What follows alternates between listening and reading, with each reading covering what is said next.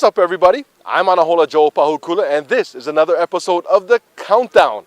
We're produced by Motivate Sports and Oakley approved. This week, we got a great show for you. Bass fishing from deep in the heart of Kauai.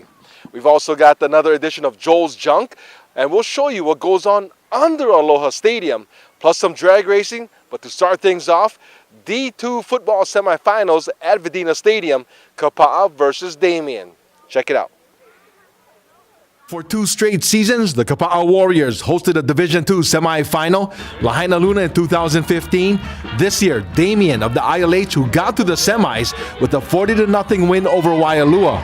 The scoring started in the first quarter. A Kapena Tekshera 1-yard touchdown run, his 5th rushing score of the season.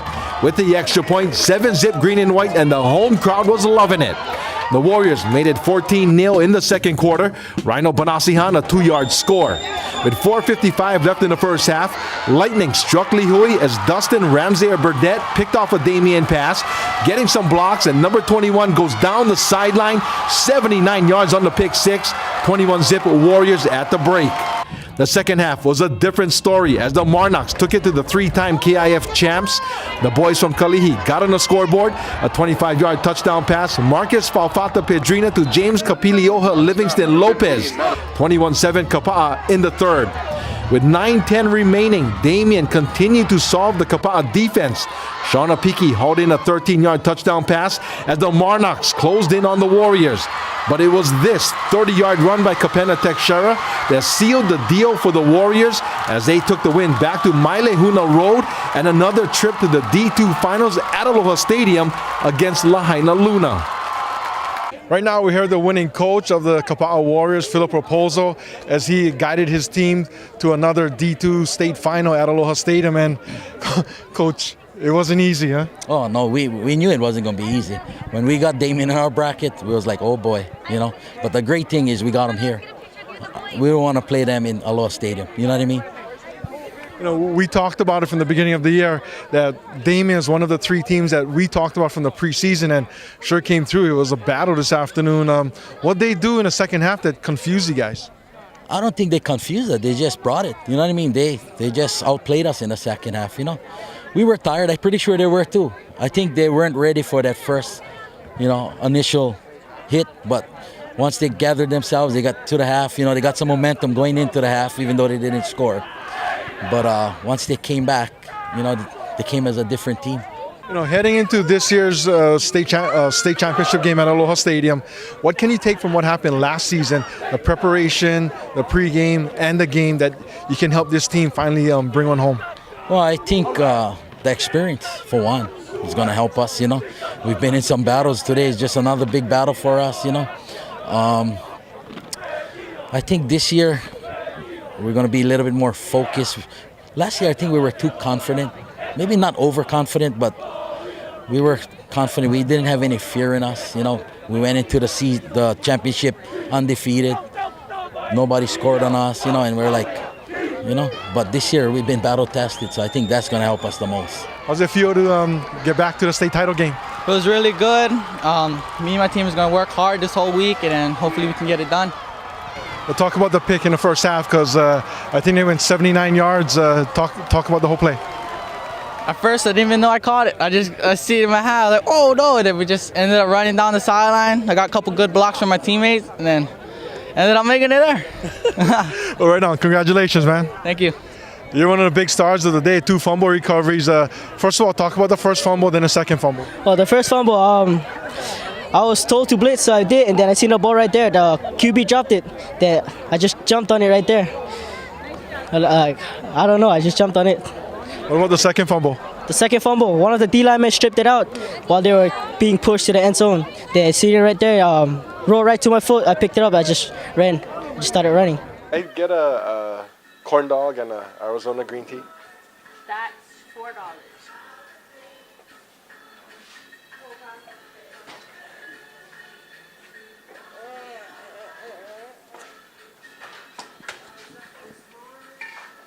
Okay, thank you very much.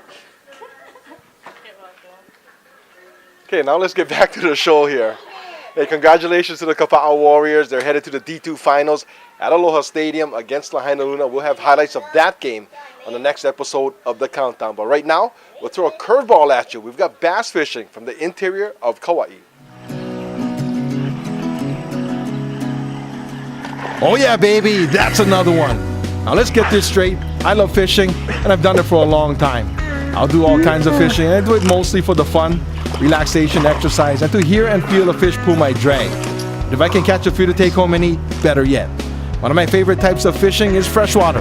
I'll do catfish, trout, and tilapia, but bass fishing is where it's at for me, all catch and release. I'll go after smallies, largemouth, even two canaries. I've got a couple of friends who fueled the passion when I was a kid, and they got me started fishing for bass. Just want to throw out a huge mahalo to these guys. Pat Victorino, David Sisan, Hoku and Jonah Kauai, and my brother Kaleo. All I can say is that with these brothers, we've had some crazy adventures, and that's what makes those memories last forever. As you can see, I love to use topwater lures, buzzbaits, jitterbugs, and Zaro spoofs. Mostly because it's exciting when a fish goes after it, hit or miss. Now that's the rush. I'll fish walking the side of a river, a bank of a reservoir, but getting on my mud duck, now that's turning to my favorite way to go bassing.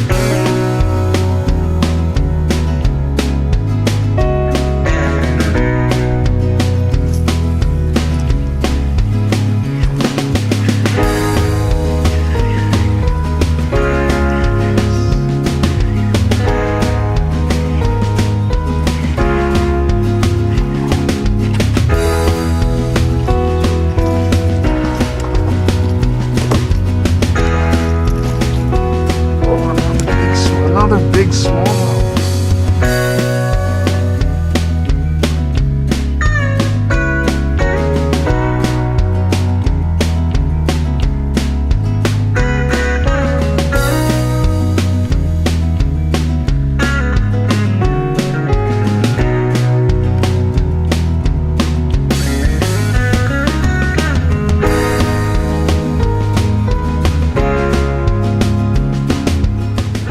You don't need expensive gear or even a kayak to have fun. You just gotta get off your kole and go. Yee doggy! Always a great time bass fishing here on Kauai. If you guys want to know where those honey holes are, too bad. I am not telling you. You got to figure that one out for yourself. You ready? You ready, Todd? There we go. Bass fishing. Now let's go to Joel's Junk. What a horrible transition. But anyways, another edition of Joel's Junk. Welcome back to our messy satellite office in Puhi. And folks, I promise you, we will get it cleaned up. But for this week, I've got some really cool things to show you, including a Hall of Famer and some out-of-the-ordinary junk.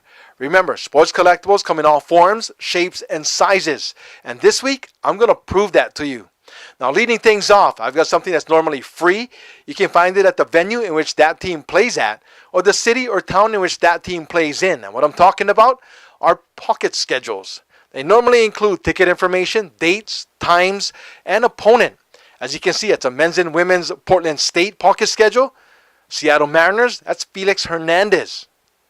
Now, I started collecting pocket schedules when my brother and I took a 2-week baseball trip to SoCal and the Pacific Northwest, picked up a few, held on to it, then later on, it turns out it's a sports collectible. Well, first of all, you get it for free, so you can't get any better than that. But here's a couple more familiar to you. Michael Carter, UH football. Tim Shepard, UH basketball. I have fun collecting them. They don't take up a whole lot of room, and like I said, it's free. Here's another example of all forms, shapes, and sizes. Remember these? These are Pogs, Robert Kekaula and Rob Fukuzaki from KITV4 Sports. They went out and did their own thing and probably made a good chunk of change out of it. It's also a really cool keepsake. Remember, Pogs were big in the 90s. I mean, people were going crazy. Everybody had a Pog. If you didn't have a Pog, who were you? Everybody had Pogs. Everybody was selling Pogs. And first of all, it's small, was fairly cheap, and easy to store. How's this? They made card holders or Pog holders just for Pogs. That's how big it was, including the mainland. I've got a bunch of Pogs, but these are my favorites right here. Rob Fukuzaki, Robert Kikaula. The next item up for bid has got a really cool story to go with it. Hall of Famer Frank Thomas of the Chicago White Sox. Now the Big Hurt played for several major league teams, but most notably the Chi Sox. He came out of Auburn University when Bo Jackson was there. Now the Big Hurt also played tight end for War Eagle. Now here's the story, and it's a pretty good one. We were at the Hilton Hawaiian Village getting Pro Bowl autographs. All of a sudden, I told my cousin, "Hey, that's Frank Thomas out there." He looked at me, shrugged his shoulders, and said, "We got nothing." I said, "I'll be right back." Went to a store up in Kapahulu, bought a few packs, got a couple of Frank Thomases, and we got it autographed. Frank Thomas is a big dude, a really nice guy, and I've had several offers for this card, but nada. I'm going to keep it because of the story, and plus, I was a Frank Thomas fan way back when. Here's our final sports collectible or collectibles for this segment. I see it as a set, so sports collectible to me. Now, it should be familiar to many of you here on Kauai. PGA Grand Slam of Golf tickets for all 3 days. This was the first time Tiger Woods played in this event. It was held at the Poipu Bay Golf Course. Now, what I remember most about those 3 days is I got there somewhere about 5:36 every single morning and was always parked about halfway up the bypass road. Now, that was a long haul to the golf course. Remember, tickets are a great way to remember that event. Great keepsake, and it's something that I'm going to cherish for a long, long time because it was the first I can remember of big-time golf on Kauai. Well, there you go. That's Joe's Junk for this week. Now back to the countdown. How's that segment of Joe's Junk? That Frank Thomas card? That's pretty sweet. No matter what stadium I've been in for baseball, whether it's broadcasting a game or just to watch, I've always felt that the center field seats were the best seats in the house. You can see everything. The fans, umpires, the players, even a concession stand. Well, our next segment takes us under Aloha Stadium for one of the coolest sports exhibits you'll ever see here in Hawaii. It's got helmets, photos, posters, bats, and baseballs. Most of you don't get to see it because unfortunately not everybody can go underneath the stadium and get onto the field, but I've been lucky enough to do it a few times, and every time I go there, I always stop and check it out. So we'll enjoy part one of a two-part series of what's under Aloha Stadium. Hey, I got this one. I got it. Oh! Yeah, baby. When you get to Aloha Stadium, this is what you see. And as iconic as it is throughout the state, there's much more about Aloha Stadium than meets the eye. When you get into the stadium, you go past the box office, through the security gate, down the hall, next to the elevator, and next to the ramp that leads to the field, there's a sports exhibit. That's a Hawaii sports fan's dream. You'll find pictures of Hawaii sports pioneers and icons, posters of some of the greatest events in the stadium's rich and storied past, and other memorabilia that defines Hawaii's sports history. The Hawaii Sports Hall of Fame was set up to ensure that the people who helped shape Hawaii sports history are remembered forever. You'll find non-sports figures like the late Senator Patsy Mink, who supported the gender equity movement. How's about UH baseball coach Les Murakami, or even former Olympian Robin Amo Santos, a Wahine volleyball legend. Brother Chad Rowan, or as he is more well known as, Yokozuna Akebono. It's about time the stadium start collecting helmets from Hawaii high schools. There's also a pic of the father of soccer in Hawaii, Jack Sullivan. Ma'a Tanuvasa, who's got a Super Bowl ring, is here. Lindsey Berg, a former Olympian and Punahou alum. Dr. Donis Thompson, former UH Wahine Athletics Director. Former Bruin and Rainbow Warrior, Mark Tuine, who played for the Super Bowl champion Dallas Cowboys. And no, we haven't forgot about the greatest, Duke Kahanamoku. Olympic weightlifter Tommy Kono, who has won multiple gold medals. You'll see world champion boxers Jesus Salud and Ben Villaflor. Wrestlers Mr. Fuji, Lord Tally-Ho Blairs, and gentleman Ed Francis, they're here. All-time great baseball players Derek Tatsuno, Sid Fernandez and Wally Yonomine. I can go on and on for days. Just remember, if you ever get the chance to get onto the field at Aloha Stadium, ask to see the Hawaii Sports Hall of Fame exhibit. As a Hawaii sports fan, this is a must-see. It'll either bring back small kid time memories or help piece together stories that your father or grandfather told you about. There's no question this will be one of the highlights of your visit to Aloha Stadium. I got my home run ball, so it's a great game no matter who wins today. Well, how was that segment? One of the coolest sports exhibits you'll ever see here in Hawaii, somewhere for the biggest names in Hawaii sports history to be there for the rest of their lives and beyond for all of us to enjoy. Now let's move to the fastest segment of our show, drag racing. We went to the final drag races of the season at the Kauai Raceway Park down in Mana. We're going to feature Zylea Lawrence, who's got the coolest junior dragster in their program.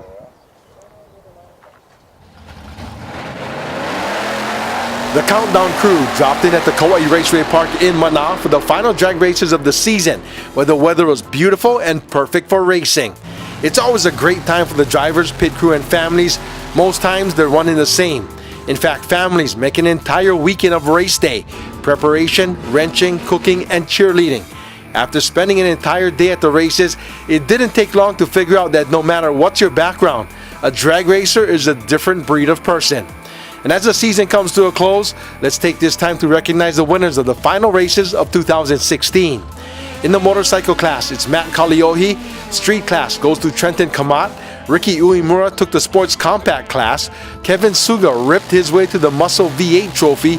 Super Pro, Donovan Gomes. Pro ET, Randy Lawrence. My favorite division, Top Gun, is won by Eugene Fukushima. And in the junior dragsters, where it could be the most competitive class of the drag races, Devin Almara took top honors with Zylea Lawrence as the runner-up and this week's featured drag racer.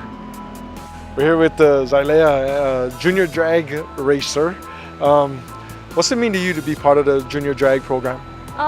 Well, first of all, it's really good being a part of like a whole group and everything, you know, getting to meet other kids and like mingle with everybody. And it's really good just having lots of experiences from this. How's it feel when you go up against a guy and you get to beat them? Feels pretty good because, sorry, but guys think, you know, they're top dog, but girls kind of been taking over, so feels pretty good. That's right, the girls do kind of rule the junior drag program, right? Yes, they do. Well, talk about your car. I think it's the best painted car in the whole junior drag program. Well, this paint, it was inspired by my helmet, which I got from Oahu sometime, and they asked me what I wanted with the car, so I said I wanted it to paint my helmet. So they went to Island Airbrush and they painted my car to my helmet. So yeah. What's the rush of drag racing? The rush is trying to get past the person that you're racing against, you know, just the adrenaline kicks in when you're about to get to the finish line and you don't know if you won or not, and yeah. Oh, I know when you just pulled in, there was a lot of people that started working on your car, including yourself. Talk about the crew that maintains this car. Well, my crew chief is Barry Aruda. He's over there, but he helps me a lot on the line, and so does my uncle, and my grandpa works on my car a lot, and they just help out with like the tire pressure, maintaining like the gas and the oil and stuff like that. They just help me function totally. Here's might be the toughest question. If you weren't drag racing, what would you be doing instead? Sleeping, because there's nothing I would rather do than drag race, basically. Well, thank you very much, and we appreciate it. Thank you. Hey Todd, no wonder the cops was following us around all day long. Well, that does it for another edition of The Countdown. We're produced by Motivate Sports and approved by Oakley. I want to throw a shout out to Tony Ritchie of the Kauai Drag Racing Association, Dave Vinton at OC16, Natalie Iwamoto at the HHSAA, and of course the Kauai Hound Little League Association. Don't forget, we'll have another action-packed show next week. I'm Anahola Joe Pahukula. Catch us on The Countdown.